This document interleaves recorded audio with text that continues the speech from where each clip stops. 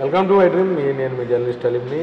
ఏదైతే వ్యూహం సినిమాకు సంబంధించి దర్శకుడు రామ్ గోపాల్ వర్మను ఉద్దేశించి ఒక డిబేట్లో పులికలపూడి శ్రీనివాస్ అనే వ్యక్తి మాట్లాడిన మాటలు ప్రస్తుతం రాష్ట్ర వ్యాప్తంగా కూడాను చర్చకు దారితీశాయి.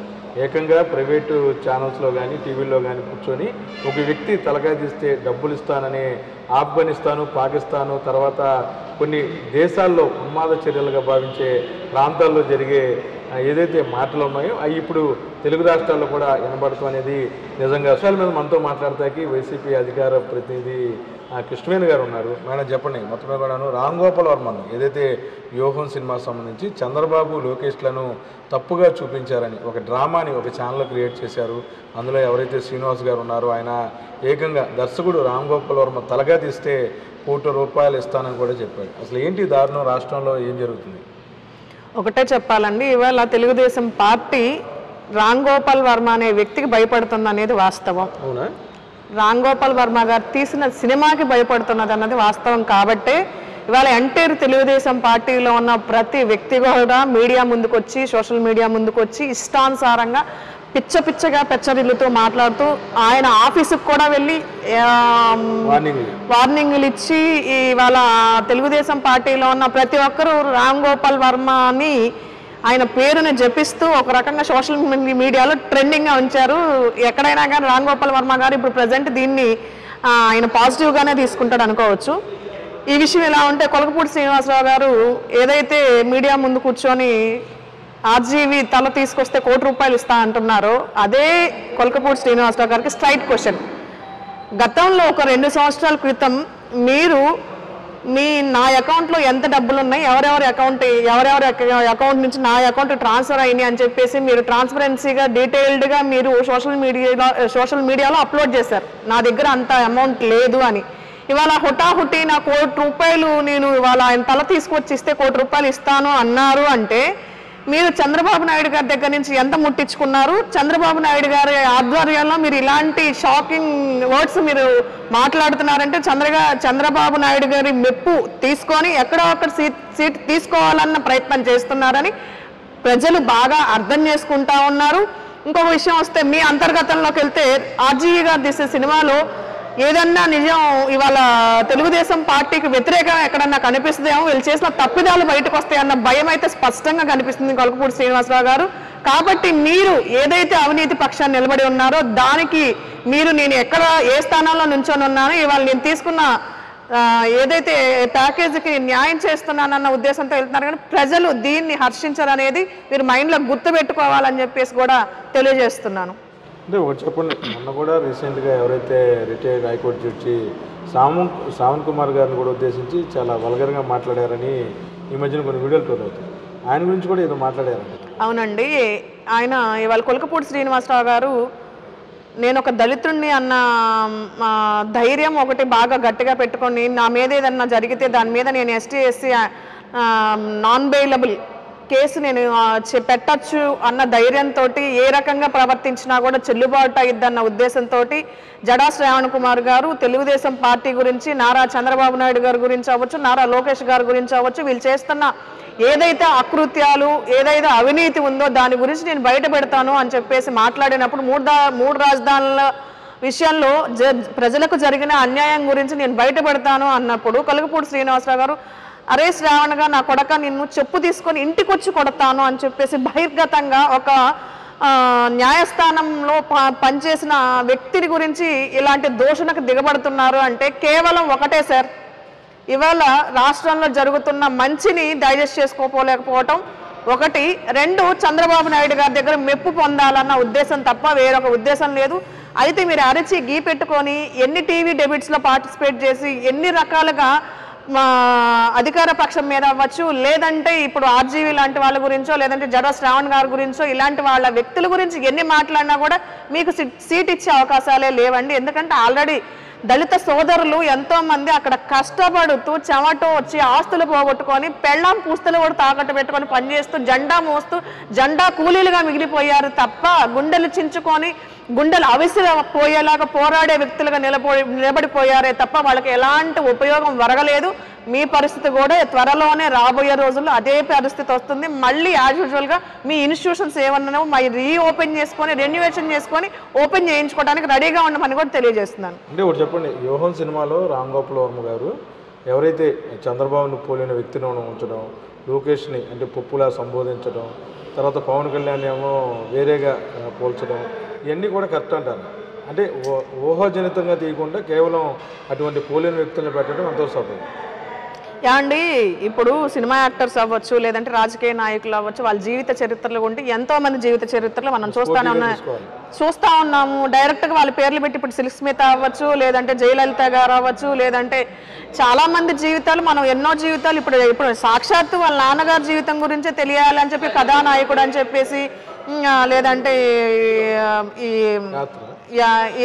ఈ సినిమాలో ఏవో వాళ్ళ నాన్నగారి గురించి కూడా ఆయన స్టార్టింగ్ ఎన్టీ రామారావు గారు వాళ్ళ జీవితం స్టార్ట్ చేసిన దగ్గర నుంచి కూడా ఆయన చనిపోయే వరకు ఏమేమైతే జరిగిందో వాళ్ళకు పాజిటివ్గా వాళ్ళు చూపించుకున్నారు. జరిగిన విషయాల గురించి ఎక్కడ వాళ్ళ చంద్రబాబు నాయుడు గారు ఆయనకు చేసిన అన్యాయం కానీ, ఆయనకి పొడిచిన వెన్నుపోటు కానీ, లేదంటే ఆయన జీవితంలో జరిగిన ప్రతి విషయాన్ని చూపిస్తానని ఎక్కడా కూడా ట్రాన్స్పరెన్సీ లేకుండా వాళ్ళకు కావాల్సిన విధంగా కల్పించుకొని వాళ్ళు ఒక రకంగా రచయించుకొని ఆ విధంగానే సినిమాని తీశారు తప్ప ఎక్కడా కూడా ఆయన నిజ జీవితంలో జరిగిన సంఘటనలు బయటికి తీసుకురాలేదు.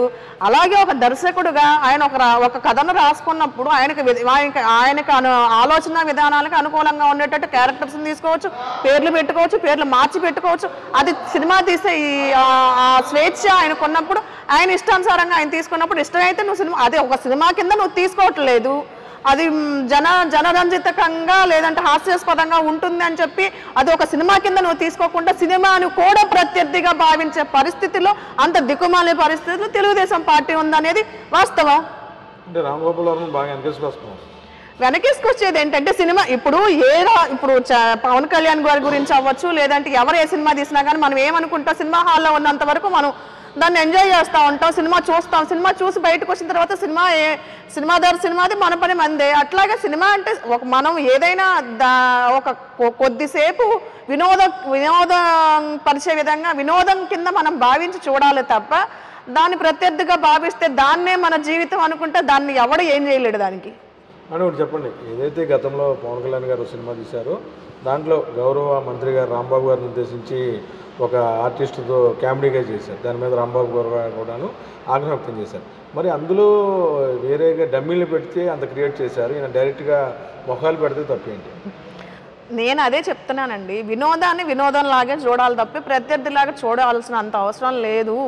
ఎందుకు తెలుగుదేశం పార్టీని ఒక సినిమాని కూడా వినోదంలా కాకుండా ఈ రోజున వీళ్ళ నిజ జీవితంలో ఏదో జరిగిపోతుంది, రేపు రాజకీయ ఎలక్షన్ మీద ఇదేదో ప్రెషర్ చూపిస్తుంది, దీని మీద ఉన్న ఇంపాక్ట్ ఎలక్షన్ మీద పడుతుంది అన్న ఆలోచనలోకి ఎందుకు దిగజారిపోతున్నారు అంటే ఒకటే సార్, ఇవాళ చంద్రబాబు నాయుడు గారు అరువులు చాపి అధికారం కోసం అరచేతులు చాపి ప్రతి ఒక్కళ్ళ దగ్గరికి వెళ్ళి అడుక్కునే పరిస్థితిలో ఉన్నారు. కాబట్టి ఈ రోజున ఒక సినిమాను కూడా వినోదంలాగా కాకుండా ప్రత్యర్థిగా భావించి భయపడుతున్నారు. వాళ్ళ అవినీతి భాగవతాలన్నీ ఆల్రెడీ జనాల్లోకి వెళ్ళిపోయి ఉన్నాయి. కాబట్టి ఇది కూడా ఒక రకంగా ఆ ఇంపాక్ట్ ఎలక్షన్ మీద పడి మేము మళ్ళీ గెలవమేమో అన్న అభద్రతా భావంతో ఇలాంటి చర్యలకి పాల్పడుతున్నారు. మొత్తానికి వైసీపీ వాళ్ళందరూ కూడా యోహన్ సినిమా రిలీజ్ ఎప్పుడు వద్దాం చూస్తున్నారు, టీడీపీ వాళ్ళు అది ఆపే పనులు అంటున్నారు. తప్పే ఉంది సార్, అభిమాన హీరో సినిమా గురించి అభిమానులు ఎదురు చూస్తూనే ఉంటారు. అలాగే అభిమాన నాయకుడి గురించి తెలుసుకోవాల్సిన విషయాలు ప్రతి ఒక సినిమా చూస్తే ఒక బుక్ చదివినట్టు అని చెప్పేసి అనుభవజ్ఞులు చాలా మంది చెప్తారు. అట్లాగే ఇప్పుడు రాజశేఖర రెడ్డి గారి గురించి అవ్వచ్చు, లేదంటే జగన్మోహన్ రెడ్డి గారి గురించి అవ్వచ్చు, లేదంటే వైఎస్ఆర్సీపీ పార్టీ గురించి అవ్వచ్చు, ఇంకా తెలియని విషయాలు ఏమన్నా ఉన్నాయో తెలుసుకోవాలన్న ఉత్కంఠ ప్రతి ఒక్కళ్ళు అభిమానులుగా మాకు ఉంటుంది. కాబట్టి వెయిటింగ్లో ఉన్నాం. మేము తప్పనిసరిగా దాన్ని విజయవంతం చేసి మేము చూస్తాము. ఇంకా తెలియాల్సిన విషయాలు ఏమన్నా ఉంటే తెలుసుకుంటాము. వినోదంలాగా మేము ఫీల్ అవుతాం తప్పితే దాని గురించి ఏదో ప్రతిపక్షాల మీద ఈ ప్రభావం చూపించి వాళ్ళని రాజుల కాలంలో లాగా యుద్ధాలు కత్తులు తీసుకొని అయితే మీరు దిగవండి. ఎందుకంటే ప్రజల పక్షంగా ప్రజా అభిష్టం మేరకు ప్రజలకు సరిపోవాల్సిన సంక్షేమ పరిపాలన జగన్మోహన్ రెడ్డి గారు చేశారు. కాబట్టి మేము ధైర్యంగా ఉన్నాము. ఇప్పుడు ఉన్న పీకే సరిపోక ఇంకో కొత్త పీకేని తీసుకొచ్చి కొత్త వ్యూహాలతో ముందుకెళ్లాలనుకుంటున్న తెలుగుదేశం పార్టీకి ఎంటైర్గా ఉన్న ప్రతి ఒక్కరికి కూడా తెలియజేసేది ఏంటంటే జనపక్షంగా, జనాల పక్షంగా, ప్రజల అభీష్టం మేరకు, ప్రజా సంక్షేమంతో జగన్మోహన్ రెడ్డి గారు గుండెల మీద చెయ్యి వేసుకొని 175కి 175 నియోజకవర్గాల్లో నేనే కొట్టుకొని వస్తాను, నేనే గెలుస్తాను, రాబోయే కాలంలో నేనే ముఖ్యమంత్రిని, మీకు సంక్షేమం జరిగితేనే నాకు ఓటు వేయండి, నవరత్నాలన్నీ కూడా నేను ఏదైతే మేనిఫెస్టో చెప్పానో ఆ మేనిఫెస్టో మీ ముందు ఉంది, ఆ సంక్షేమ పథకాలు నేను ఉంచాను మీ ముందు అని చెప్పేసి చెప్పిన మాట తప్పకుండా మడమ తిప్పకుండా ప్రతి ఇంటికి సంక్షేమం చేర్చిన వ్యక్తి జగన్మోహన్ రెడ్డి గారు. అదేవిధంగా గత కాలంలో ఏదైతే ఈ చంద్రబాబు నాయుడు గారు ఉన్నారో ఆయన చెప్పిన మేనిఫెస్టో కానీ ఆయన ఇస్తానన్న సంక్షేమ పథకాలు కానీ ఏమాత్రం నెరవేర్చగలిగారో లేదంటే ఎంత మాత్రం నెరవేరుస్తారు అని చెప్పేసి మీరు జనాలు ఆలోచించుకుంటున్నారు. జగన్మోహన్ రెడ్డి గారు చేసిన సంక్షేమాన్ని అలాగే నారా చంద్రబాబు నాయుడు గారు ఇచ్చిన మేనిఫెస్టోని బేరేజ్ వేసుకొని ప్రజలు కూడా ఒకసారి బుద్ధి చెప్పారు, రాబోయే రోజుల్లో బుద్ధి చెప్తారని చెప్పేసి కూడా తెలియజేస్తున్నాను. వీరు ఇచ్చే సంక్షేమ పథకాల్లో కానీ వీళ్ళు చేసే ప్రచారాలను కానీ నమ్మే పరిస్థితుల్లో ప్రజలు లేరు అని చెప్పేది వాస్తవం. కానీ అది పెద్ద కామెడీగా ఉంది. ఇది కొలికిపూడి శ్రీనుదీను ఆ డిబేట్లో కూర్చునేది ఆగండి లేగలిగేస్తానని చెప్పడం.